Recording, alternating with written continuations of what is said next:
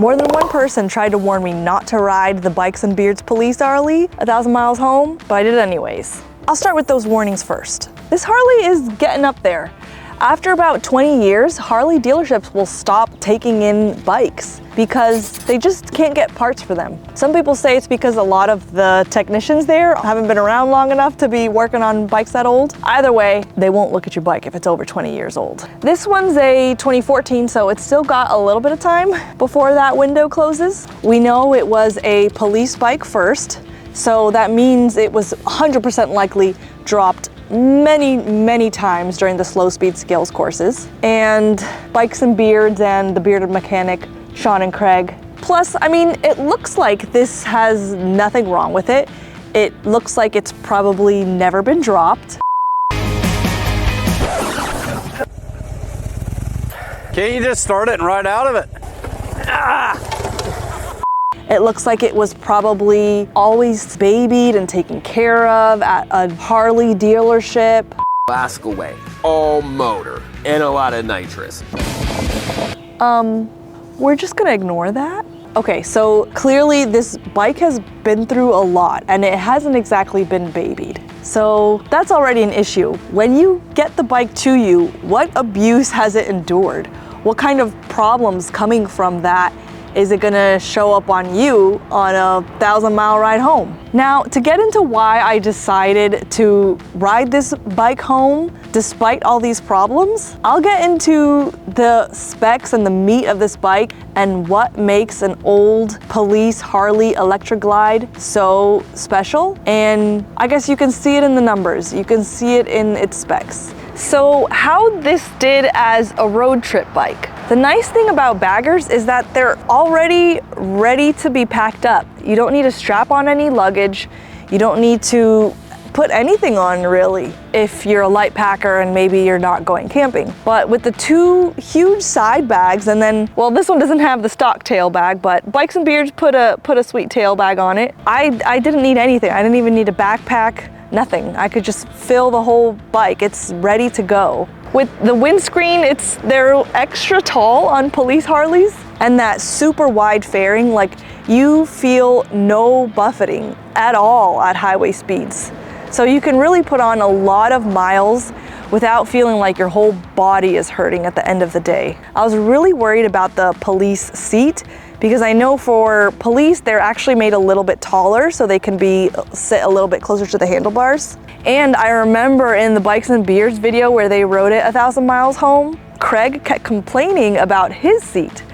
Let me just show you the seat that I added on my bike and I had to do it because the stock seat is so painful.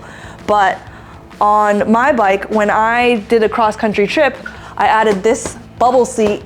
You can't find it anymore. It's the Max Mile seat, but you can find really similar ones on Amazon, and it's just air, and it saved my butt, literally. So the Police Harley seat, it's not made for long trips, but I don't know what to say other than somehow it was so comfortable for me. Like my butt did not hurt riding all day on this thing. The seat is surprisingly comfy, so my butt's pretty good.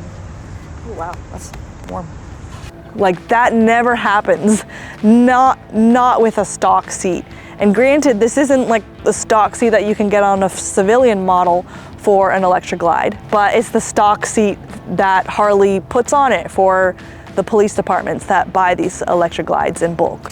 And I was amazed. I didn't need any accessory for that to work for me anyways. Maybe Craig just doesn't have enough junk in his trunk. As far as any accessories on here that have either been added or you're gonna want to make sure you do have, the engine guards, they're just about essential if you're going to be doing the motor police officer course. And they're excellent as just an everyday civilian because one day, even if you don't really push yourself and take a lot of hard slow speed skills classes or practice with really tight U-turns, if you don't push yourself, if you try to be super careful, one day it might happen that you or someone tips over your bike. Need help picking it up? Maybe. And if you've got engine guards on, your bike is fine. You don't have to fix anything. All you gotta do is bring it back up again and that's it, you're good to go. Craig's got this little wire sticking out that's hooked up to the batteries. You can just plug it in and connect it to your trickle charger, so that's really nice. But that's pretty much it. I mean, there was I guess a police dash here, so there's no radio, because if you're gonna get an old police Harley at like an auction or somewhere like that, they're gonna have to disconnect some things so that it's legal for you as a civilian to own it. But you also gotta be careful because it is a felony to impersonate a police officer. So yeah, it can be really fun to dress up in a uniform on your new police Harley, but I mean, you saw what happened to Bikes and Beards. Luckily, the cops understood that they're just a couple of fools and let them go, but maybe you might not be so lucky. So I thought this was pretty cool. I was having trouble finding the owner's manual on this specific model online, but with the VIN number, I was able to find it. And check this out, the original police brochure for this 2014 model. Here's the different colors that Harley would have offered police departments depending on what they wanted. So the one that the Bikes and Beards has looks like one of these black and white combinations. That's why those lights in the front were taped up. If you can see, it's red and blue. Legally, civilians can't have red and blue flashing lights on vehicles because you might be mistaken for a police officer. So that's why that's taped up, and this is what it originally looks like.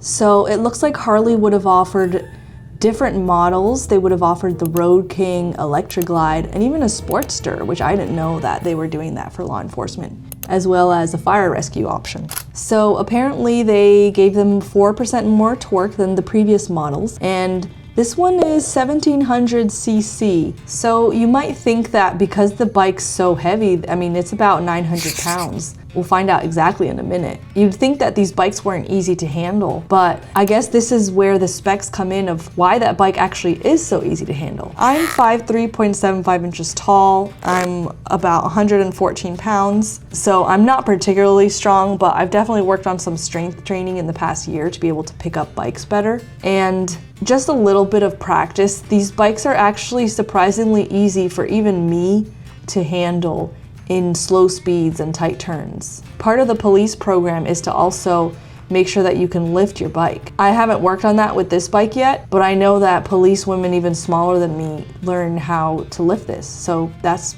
pretty cool. Now, I can't tell you if the ABS system is still locked into the Bikes and Beards police Harley after what it's been through, but it is made with it. And in addition to the red and blue lights, that single headlight is an LED light, so it's going to be twice as bright as your regular dual halogen lights. So here are a couple of the features that are going to be disengaged for a civilian, like the siren switch and the stealth switch. The emergency lights, that still works, so that's pretty cool. Cruise control, that still works, so that's pretty cool. I definitely use that a lot on those 1,000 miles.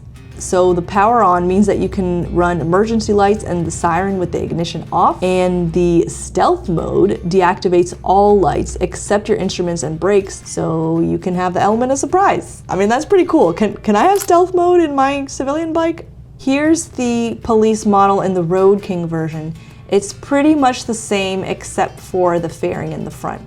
Removing the Batwing fairing that the Electra Glide has saves about 30 pounds. So this is nice. The Road King's really nice to get used to with slow speed skills, but once you get used to the Electra Glide, it's not that difficult. So here's the Electra Glide FLHTP that Bikes and Beards got without the police department logos. And it looks like they've got the chip style coloring. I wonder if they knew, oops, that says CHP style, not chip. But so here's the Sportster model that they made for police force, which I haven't seen any police force in the US on Sportster models. Let me know down below if you have and where. And then they've got the fire rescue, which looks like it's also an FLHTP, so another Electra Glide, and a special edition. So here's the service info on the Harley Davidson website.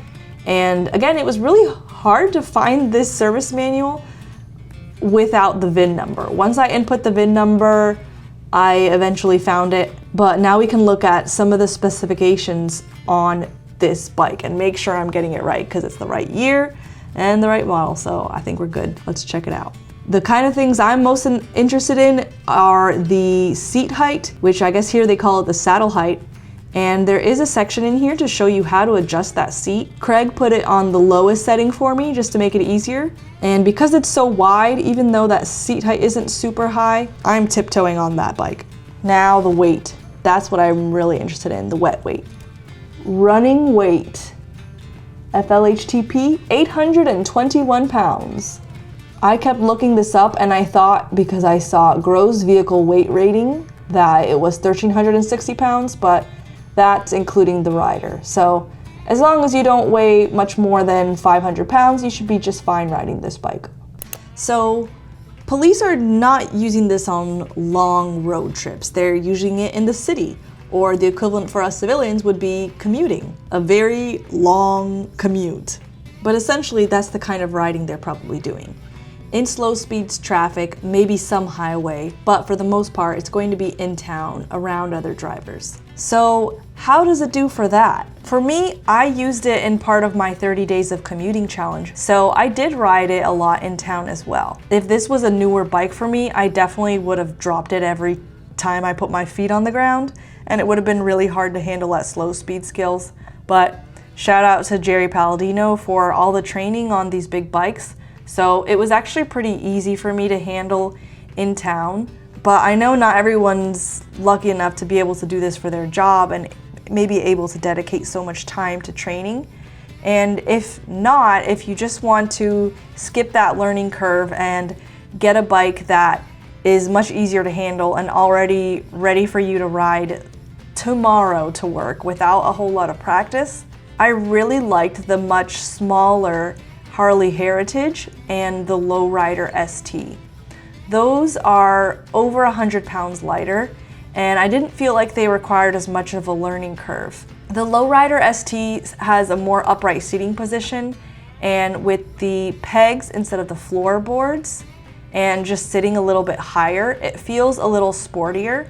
So it feels a little more modern than the Heritage does. But I really love them both, and it's more just a matter of preference. I did think the Heritage was more comfortable, so better for a full day of riding or long road trips right out of the gate. But of course, the Low Rider, I mean, it's so pretty. So it'd be worth some modifications to make it more road trip friendly too. As far as similar bikes to the Electra Glide, the Road King, the Street Glide, and the Road Glide are all pretty similar. The main difference being the fairing, except you may notice that the Street Glide, the fairing looks a lot like the Electra Glide fairing. If you're going with the civilian version of the Electra Glide, it's usually going to cost a little bit less than the Street Glide, but they've got the same engine, and the Electra Glide is usually a little bit larger and higher than both the Road King and the Street Glide. So here's a look at that Road Glide fairing compared to the Street Glide and the Electra Glide. And the Road King, this one on the website doesn't have a windscreen, but I've always ridden with a windscreen. And the Road King just basically kind of looks like a bigger Heritage. They look really similar. And let me just show you something. Doesn't this look like a shark? And as far as pricing goes, if you're looking for specifically the 2014 FLHTP, according to JD Power, the price can range anywhere from $6,700 to $8,800. According to Kelley Blue Book, that's more like $15,000, and you can get a trade-in value for about $11,000. And just searching for it on my own, I've found some ranging anywhere from $9,000 to $16,000. So for a Harley, not bad. And if you can find one at a government auction, even better. So now that you know all those details, let me know down below whether you would be willing to get a used Harley or an old police bike. Out of all the Harleys I've ridden, this is actually my favorite Harley, and it's not the one I'd recommend for anyone else my size. I'd probably recommend the Heritage or the Low Rider ST, but there's just something about a beat up old police Harley that you know has been through so much, and then you two have been through so much together, that just this bike just pulled on my heartstrings like no other bike has before. So I would get it.